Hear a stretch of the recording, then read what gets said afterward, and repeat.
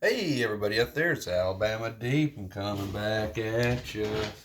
All right, so we are now working on this Tudor build.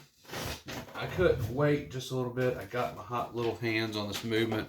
I've been oiling the pivots, oiling the jewels, making sure that other areas of this watch have oil put in the correct spots.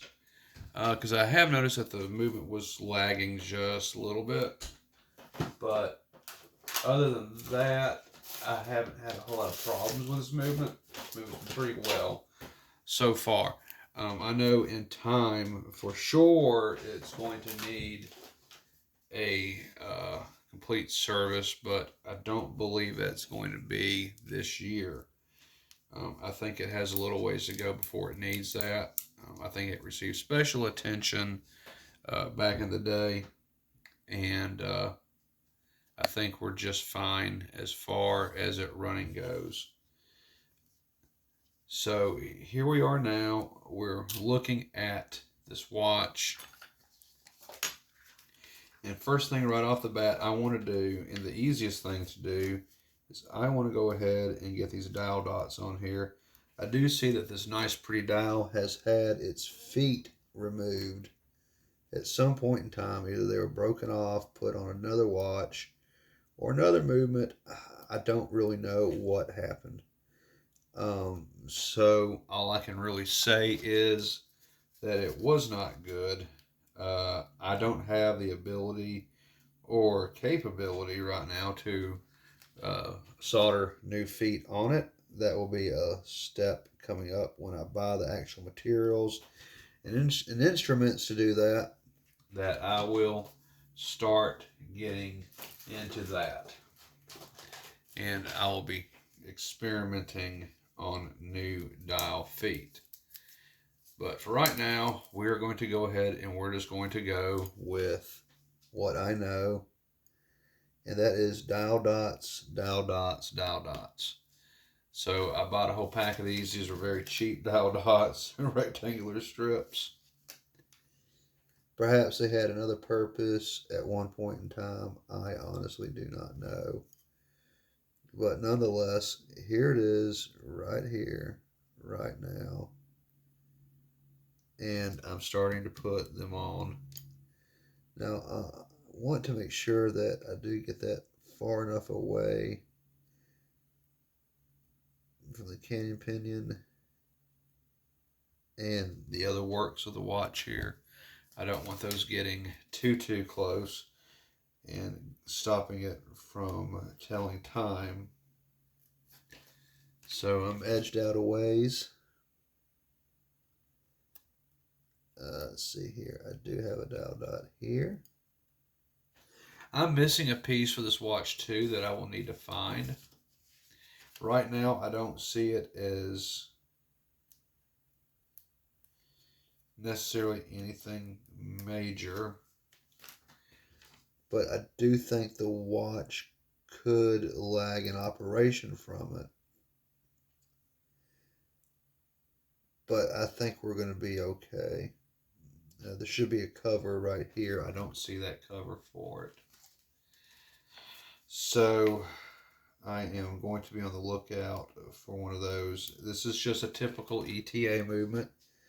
Even though it is by Tudor, has Tudor's name on it, it is a typical ETA movement. So, and I see one other place that I do believe I want to put a little oil. And I'm going to go ahead and do that. I have some of the expensive stuff here. I got a little bit of 9010. And I do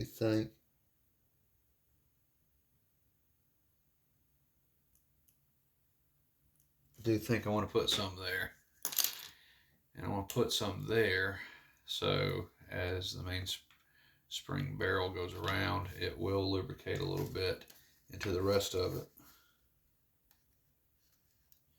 I think that could probably help out a little bit too, as that is a high friction area.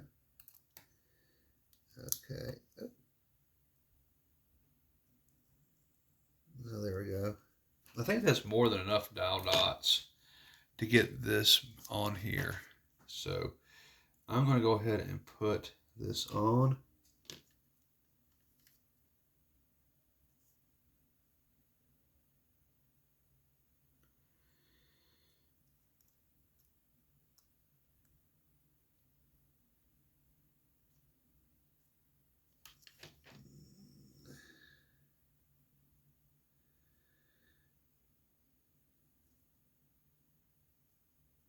There we go. I think that's going to be just fine.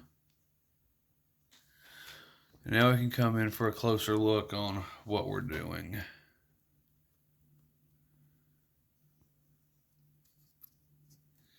All right, so we've got things going on now. We do have the dial on this movement.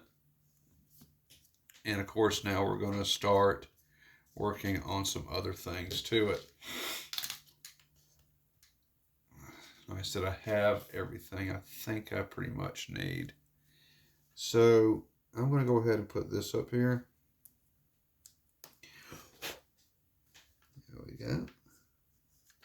Maybe I shouldn't blow like that necessarily.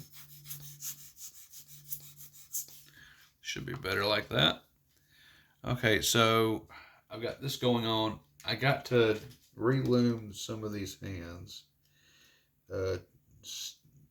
Cathedrals is, I believe, what they are called, as I have looked it up. So the cathedral hands, I think, is very unusual for Tudor to have these. But then again, maybe not so. But I know with a lot of these with this type of movement, which this movement I believe is an 11-20. I've rarely ever seen cathedral hands. But it looks like they do need to be reloomed.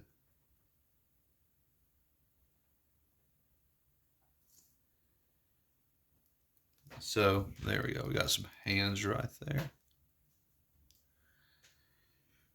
Hands are right there.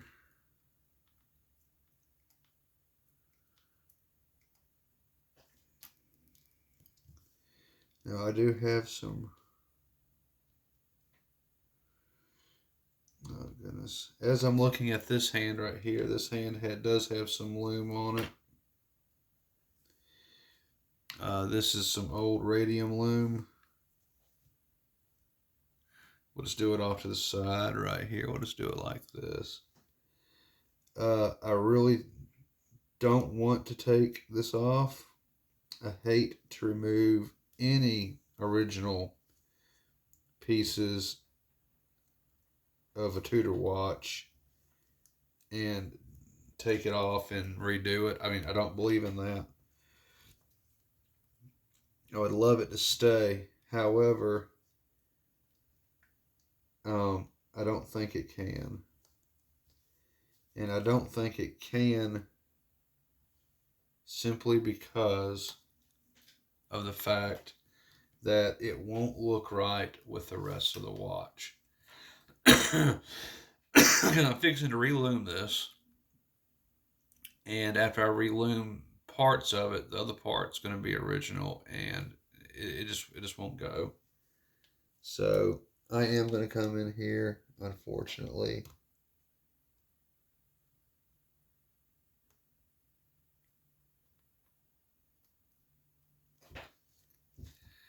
And I have just removed it. Yes, people are like, oh, it's radium.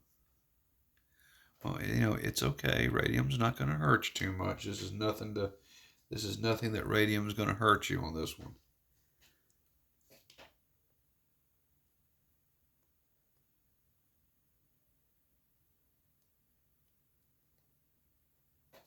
I use my toothpick, which I use a toothpick instead of pegwood.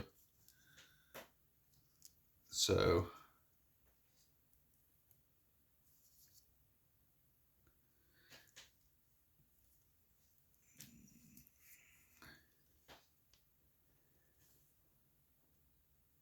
holding it down. Now removing the rest of this from it.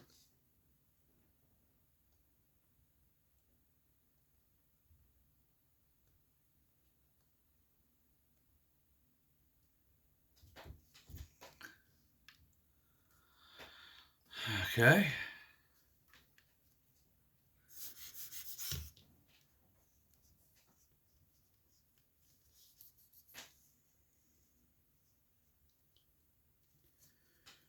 All right, so I have now removed that from there.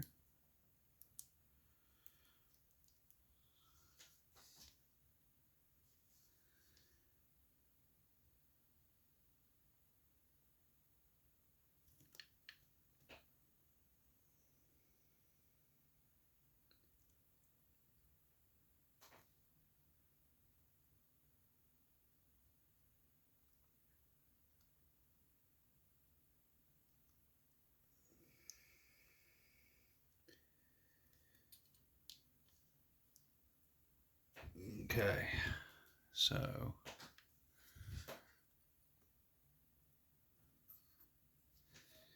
we're just going to go ahead and start to relume.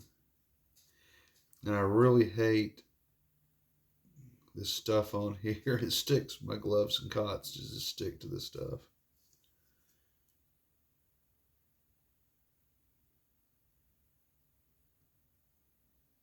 Okay. So I do have them up there. I'm not going to try to sand these or re-blue them or anything like that. If we do that, that'll be much, much later after I have the instruments to do that with. But okay, so we have that done. I'm going to be looking at what we have, and I'm going to go ahead and put my original parts in there. Okay, so I have that. So now I'm bringing out a Petri dish. And we're just going to add a little bit of loom paste to it. Now, I don't need much because there's not a whole lot to loom on those hands. And I'm actually going to go very, very slow with it.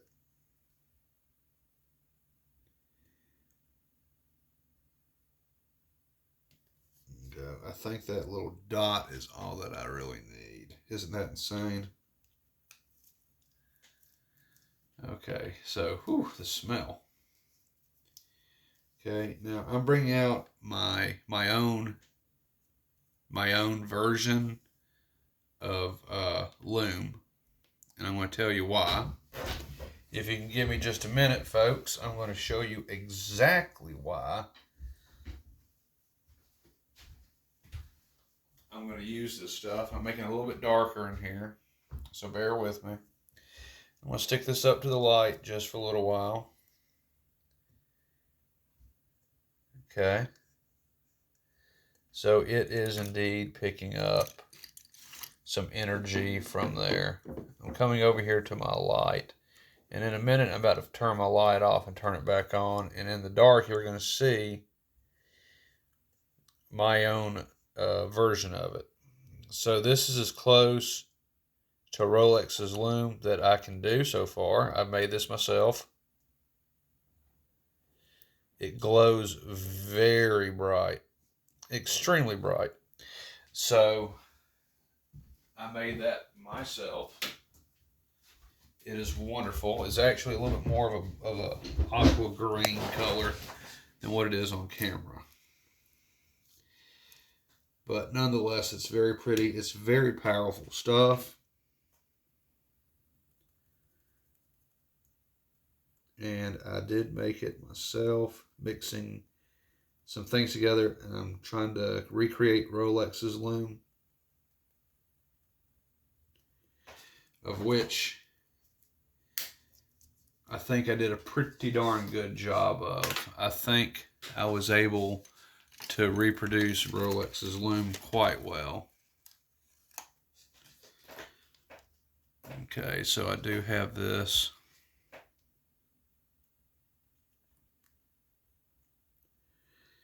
So I'm mixing all this together.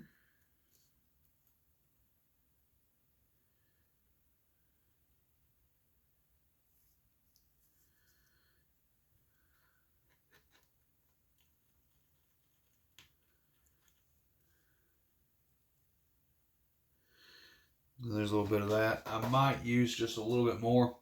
Now, when it comes to my loom, I'm still learning on how much I should add at times. But I think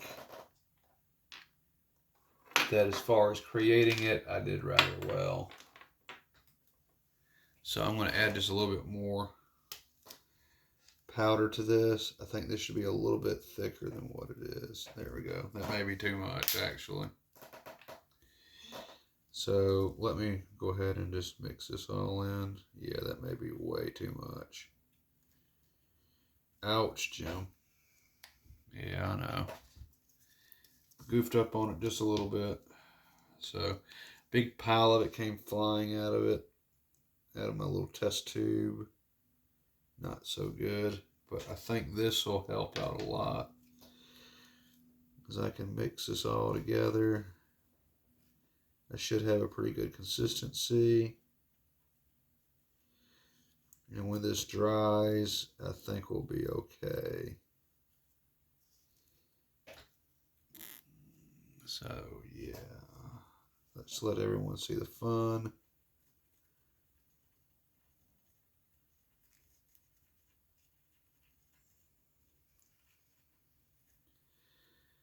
That's a nice little paste. I think that's good enough. All right, so let's bring this back in. Now keep in mind there's not a whole lot to work with over here. I'm going to use actually one of my oil applicators. And I'm going to start on the cathedral hand.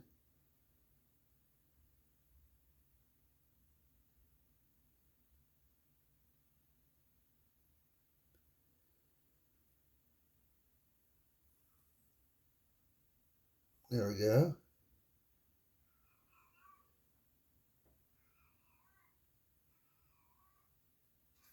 That damn cat.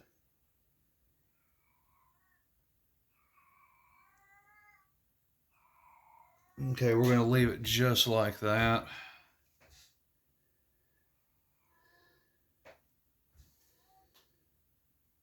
Now this cathedral hand might be a little bit more difficult. I think that'll be just fine.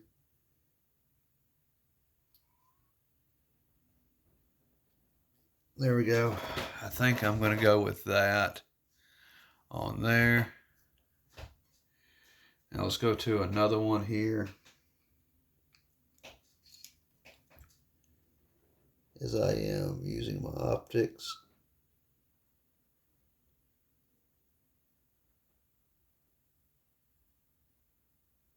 I think that'll be good on that. Let's come in on it and I'll let you see what I have done. There we go. And I think that'll work on that. What do y'all think? I don't think I'll have any problems with that. I think that this is good enough. And that's as far in as you can get. But yes, I think that looks just fine. We're going to let that dry just for a little bit. And when we come back from our next video, which I'm looking at the time right now, we're up to 20 minutes. That's fine. We're going to give these time to dry. And then we're going to go ahead and attach them to the dial here. I will have to find a second hand. If I can find a second hand, and I had a whole bag of them, we will attach that second hand. If we don't, then I'm going to go ahead and put this watch together regardless. Look for a second hand and apply it at that time. But I do believe I do have a second hand that'll fit this. I just need a shop for it, just a little bit. So, all right, boys and girls, this is part one of Tudor Time putting a Tudor watch together. This is, of course, using all original Rolex parts on this build. Well, actually, they're Tudor parts, but you know, at this point in time, they're made or associated with Rolex under contract. So, yeah, using real authentic Tudor watch parts. We'll put it to you that way because these are, of course, we're all on a Tudor watch at one time. People have asked me if I consider this a franking build. No, I do not consider it a franking build at all because every part you see here, whether or not it came from another watch, at one time they said on a shelf they were not on a watch at all. This dial does match this movement. It was made for this exact movement. The hands were as well, and they are associated with Tudor and off from Tudor. So I don't consider this a Franken watch. I consider it a Tudor watch that's been recased in a Rolex stainless steel case because the original case was more than likely gold and scrapped, and then the rest of it was thrown out to the wolves to be parted out and destroyed. And we're not going to allow that to happen. With this beautiful watch, we are going to restore it. And as we can see, those hands look 1,000 times better right now. Go ahead and see just for a minute, if you all do not mind. Let's just see how bright these hands are under complete and total darkness. So let's see what it's going to look like with me looking down at this watch in the middle of the night. Okay. Apparently not too much. Let me put it up to the light. I think it needs to charge more. This light's not too bright. So we'll give it just a minute or two here. Okay. I like to do another lume test. Let's try it now and just see what happens. There we go. I can make it out very, very well. I know that you probably cannot. You can see it barely from the camera, but I can see it very clear from here. And I'm standing about 3 feet, 4 feet above it. I can definitely see it. And that's at a low charge. You have to let the light charge these hands. And so this lamp I have is nowhere near the brightness of the sun or other light sources, so I have no doubt when the time comes that the lume will do very well.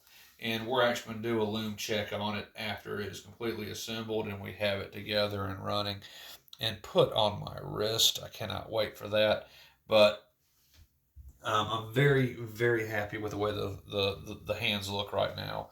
Without doing much of anything else, that really has brought several years off of its appearance. So, all right, boys and gals, stay tuned as we will continue with Tudor Time Part 2. It is coming up, and just want everyone here to please comment below on that strap. I need to know what to do with that strap. In fact, I may finish uploading the other videos until y'all tell me what to do, because when I get through with this build, it's going on something and immediately going on my wrist. So just tell me what you think. Do I need to go with Oyster Flex, or do I need to go with that aftermarket Jubilee Rolex bracelet? Comment below, and don't forget I also have an Oyster band too, which is just kind of a plain Jane Submariner type. So let me know in comments below. Like, share, subscribe. Hit that like button. Let's get some revenue up in here for one of you to receive a Rolex watch in the next giveaway. I'll see y'all in part 2.